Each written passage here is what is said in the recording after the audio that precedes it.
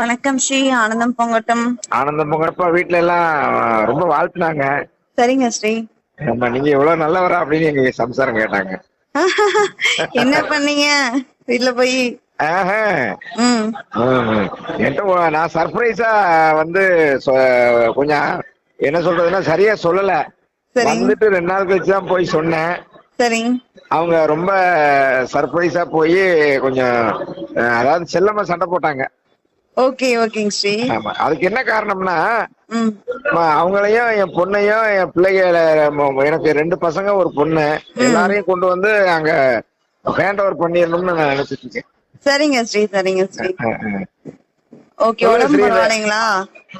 ஒன்னும் பிரச்சனை இல்ல. அதாவது நேத்து வந்து ஃபுல் எனர்ஜி கிட்ட அதெல்லாம் குருநாதர் பாத்துக்குவாங்க ஸ்ரீ. சரணாகதிப்படி அடைங்க. நம்மளால என்ன முடியுமோ அது முழுமையா செஞ்சுக்கலாம். நம்ம வந்து செயல்பாட்டுக்குள்ளதான் நம்மளோட மைண்ட வச்சிருக்கோம். கண்டிப்பாங்க ஸ்ரீ. ஆத்மாவோட விதி அமைப்பு என்னன்னு குரு தான் முடிவு பண்ணணும். கண்டிப்பாங்க ஸ்ரீ. ஆமா ஆமா. குருவுக்கு என்னன்னா இன்னும் எனக்கு என்ன சொல்றது, ஏதோ நம்மளால முடிஞ்ச அளவுக்கு வந்து என்ஜாய் பண்ணோம். இருந்தாலும் இன்னும் ஆழமா அதை பண்ணி அவரோட அப்படியே ஐக்கியமாகணுங்கிறதுல ரொம்ப கடுமையான ஒரு உணர்வோட இருக்கும். சரி, கண்டிப்பா வாங்க ஸ்ரீ. தொடர்ச்சியா பயணிப்போம். அந்த அடைய முடியாத ஒன்று அடைவோம், இல்லாத ஒன்னும் பார்ப்போம். கண்டிப்பா கண்டிப்பா. ஏன்னா இந்த பிறவியில இது போன்ற ஒரு நிகழ்வுக்கு படைக்கப்பட்ட பிறவிகள்லாம் ஒன்று சேர்ந்திருக்கு. அது சும்மா ஒன்னும் யாராலும் சொல்லக்கூடிய விஷயம் அல்ல. அத வந்து உணர்ந்துகிட்டு தான் நம்ம எல்லாம் வந்திருக்கிறோம். அதனால அதன் வழியிலேயே நம்ம வந்து எல்லாரும் ஒன்றிணைஞ்சு இன்னும் சிறப்பான முறையில எல்லாத்தையும் செய்வோம். என்னால முடிஞ்ச அளவுக்கு நான் வருவேன்றத நான் பரிபூர்ணமா நம்புறேன். ஓகே, எல்லாருக்கும் எடுத்து சொல்லுங்க. கண்டிப்பா, என்னுடைய முக்கிய பணியே அதுதான். அதாவது ரேடியோ விளம்பரம் மாதிரி கொஞ்சம் ஸ்ட்ராங்கா. அதாவது எனக்கு என்னன்னா, இவ்வளோ பெரிய என்லைட் மாஸ்டர் வந்து கொஞ்சம் அதாவது என்ன சொல்ற, நம்ம இன்னும் பயங்கர அவரை பார்க்கவே முடியாத அளவுக்கு இருந்தா தானே இந்த உலகத்துல இப்ப மதிப்பாங்க எல்லாரும். நம்ம குரு வந்து உண்மையிலே மிகப்பெரிய விஷயம்னு என்னன்னு கேட்டீங்கன்னா, அவர் இவ்வளவு எளிமையா இருக்கிறது தான் அவரோட தனிச்சிறப்பு. கண்டிப்பாங்க. நான் கேட்டுட்டேன், நீங்க என்ன நினைச்சாலும் சரி. அவர் உட்காந்துருக்கும், ஏன் குருவே இந்த பனியனு இந்த காய் வேட்டியோடய இருக்கீங்க, எல்லா குருநாதரும் எவ்வளவோ என்னென்னமோ பண்ணுவாங்களே, நீங்க ஏன் இப்படி இருக்கீங்கன்னு கேட்டதுக்கு, அப்பா உடம்புக்குள்ள இருக்கிற விஞ்ஞானத்தை நம்ம வந்து செயல்படுத்த வந்திருக்கோம். உடம்பு மேல இருக்கிற சட்டையை பத்தி என்னப்பா அக்கறைன்னாரு. படான்னு எனக்கு மண்டையில் அடிச்ச மாதிரி இருந்தது. அதான உண்மை. கண்டிப்பாங்க.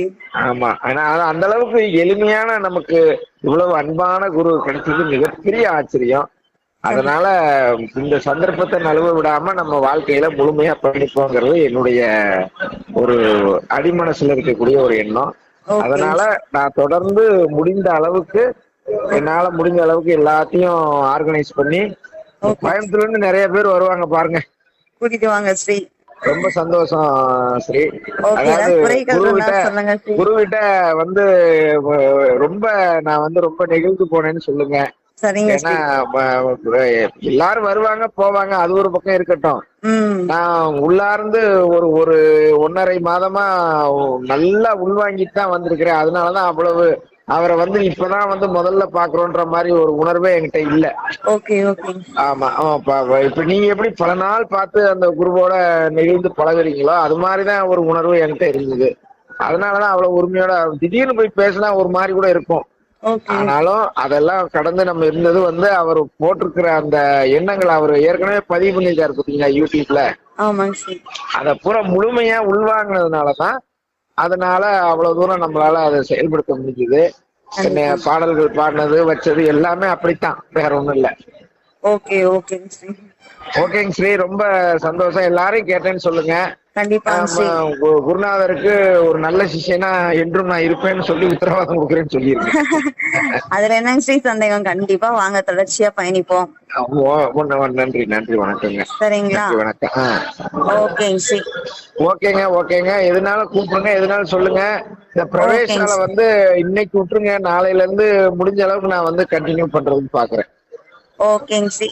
ரெண்டாவது அவங்கள கொண்டு போய் அங்க அந்த இடத்துல நிப்பாட்டினாதான் அதனுடைய தாத்பரியம் புரியும் அவங்களுக்கு. கண்டிப்பாங்க ஸ்ரீ. அதனால என் பொண்ணும் இப்ப எங்க வீட்லயும் கண்டிப்பா கூட்டு வரணுங்கிறதுக்காக தான் நான் வந்து ரொம்ப தூரம் அத சொல்லி எல்லாம் இப்பதான் வீடியோக்கள் எல்லாம் அவங்க இப்ப 1.5 மாசமா நான் பார்த்தேன்ல, அது அவங்க கிட்ட எதையுமே நான் வெளிப்படுத்தல. முதல்ல நம்ம பரிபூர்ணமா உள்வாங்கிட்டு தான் அடுத்து அவங்க கிட்ட போகணுன்றதுக்காக இப்பதான் நேத்துல இருந்து எல்லாத்தையும் சொல்ல ஆரம்பிச்சிருக்கிறேன். இனிமே அதை வந்து அடுத்த மாசம் சடுவரிக்குள்ள அவங்கள கொண்டு வந்து நிப்பாட்டணுங்கிறது என்னுடைய ஒரு வகை எண்ணம். அது நடக்கும்னு நினைக்கிறேன். இறைவனோட அருளால எல்லாமே சிறப்பா அமையும். குருவர்களால திருவர்களால கண்டிப்பாங்க ஸ்ரீ. கண்டிப்பாங்க ஸ்ரீ. ரொம்ப சந்தோஷம். உங்களுடைய உபசரிப்பு அனுசரிப்பு எல்லாத்துக்கும் நான் வந்து வாழ்நாள் பூரா நன்றி கடன் பட்டிருக்கிறேன். அதனால உங்க கர்மயோகிகள் அனைவருக்கும் திரும்பவும் நன்றி சொன்னேன்னு சொல்லிருங்க. நாங்க தான் ஸ்ரீ நன்றி கொடுக்கணும். வாய்ப்பு கொடுத்தது நீங்க தானே. அது அந்த உணர்வு உங்ககிட்ட இவ்வளவு தூரம் இருக்கும்போது நாங்க எப்படி இருக்கணும்னா, நாங்க இன்னும் நீங்க லேசா கும்பிட நினைச்சா நாங்க படுத்து உருளணும். அப்படித்தான் எனக்கு தோணுது. அது எல்லாம் வந்து இறைவன் செயல்னால ஒரு நெகிழ்ந்து போன தன்மையினால உள்ள உணர்வு தான். அத வந்து குரு தான் நமக்கு இப்படி நெகிழ்ந்து போய் அன்பா இருக்கிறத வந்து எப்படி செய்தா எப்படி நடக்குங்கிறத அன்பினாலேயே எல்லாத்தையும் நான் என்னன்னா, அவர் வந்து எல்லாரும் சும்மா ஒரு சிரிச்சுக்கிட்டே பாக்குறாருன்னு தான் நினைக்கிறாங்க. அவர் எவ்வளவு விஷயங்களை சார்ஜ் பண்றாருங்கிறது வந்து அதை உணர்ந்தவங்களுக்கு தான் தெரியும்.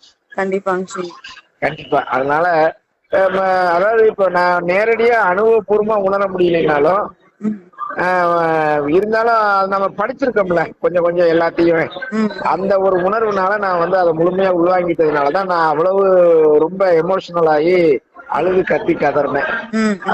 அது வந்து என்ன சொல்றது, தெரிஞ்சு கத்துறவங்க பாதி, தெரியாம கத்துறவங்க பாதி. நான் நல்லா உணர்ந்துகிட்டு தான் கத்துனேன். அதுல எனக்கு கொஞ்சம் கர்வமும் பெருமையும் தான் என்னை பொறுத்தளவுக்கு. அதனால குருவுக்கு நான் நல்ல ஒரு சிஷியனா இருப்பேங்கிறத இப்போ உறுதி கொடுக்குறேன். ஏன்னா எனக்கு ரொம்ப சின்ன வயசு பசங்க எல்லாம் எந்த அளவுக்கு வந்திருக்காங்க போயிருக்காங்க அப்படிங்கும்போது எனக்கு கொஞ்சம் நம்ம கொஞ்சம் முன்னாடியே இவர் கூட பயணிச்சிருக்கலாமோ அப்படின்ற மாதிரி தான் தோணுது.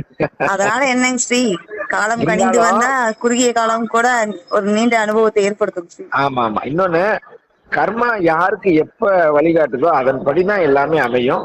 அது நமக்கு இன்னும் இப்ப எனக்கு வந்து 54 வயசு ஆகுதுங்க. மிச்ச ஒரு 60 வயசுன்னு வச்சுக்கோங்க. மிச்ச காலத்திலயாவது நம்ம சிறப்பா அதை நடத்திக்குவோம் அப்படின்ற ஒரு எண்ணம் தான் என் மனசுக்குள்ள ஓடுது. கண்டிப்பாங்க ஸ்ரீ. அதனால பரிபூர்ண அருள் குருவர்களால நிரம்பி இருக்கிறேன்னு சொல்லுங்க. மகிழ்ச்சி பொங்க இருக்கிறேன். அத வந்து இன்னும் பல்வேறு மனிதர்களுக்கு கொண்டு செலுத்தக்கூடிய ஒரு ஆளாவும் நான் இருக்கிறேன். எனக்கு அந்த கடமை இருக்கிறதா நினைக்கிறேன்.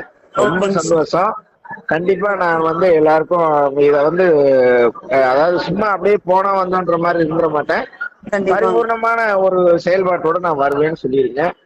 உங்ககிட்டயும் அதை நான் என்னுடைய வாக்குறுதியை கொடுக்குறேன். நன்றி, வணக்கம். ஓகேங்க ஸ்ரீ, நன்றி. ஓகேங்க ஸ்ரீ. எதுனாலும் தகவல் போடுங்க, எதுனாலும் போன் பண்ணி எனக்கு சொல்லிருங்க. நன்றி, வணக்கம். சரிங்க ஸ்ரீ. ஆனந்தம் பொங்கட்டும். ஆனந்தம் பொங்கட்டும். என்ன புண்ணியம் செய்தேனோ